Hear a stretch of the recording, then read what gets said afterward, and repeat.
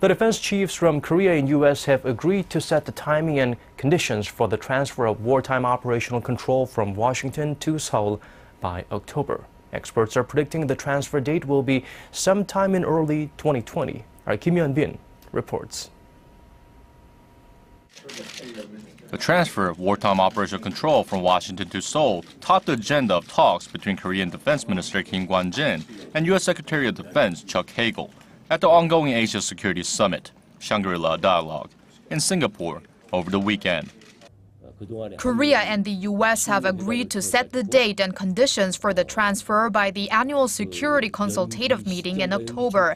We have been conducting numerous working-level talks and are scheduled to hold several more rounds of talks.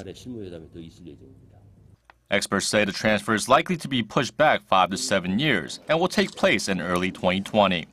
That's the time when Korea Air and Missile Defense System, which could counter missiles and nuclear weapons from Pyongyang, is scheduled to be implemented.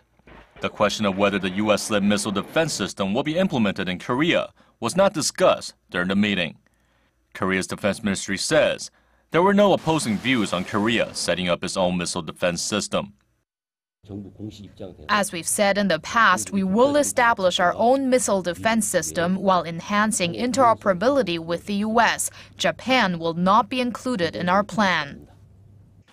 In related news, Kim said that Japan could exercise its collective self-defense outside the theater of South Korea's operations, a thinly veiled warning that Japanese self-defense forces will not be admitted to South Korea unless requested by Seoul. Hyun-bin, Arirang News.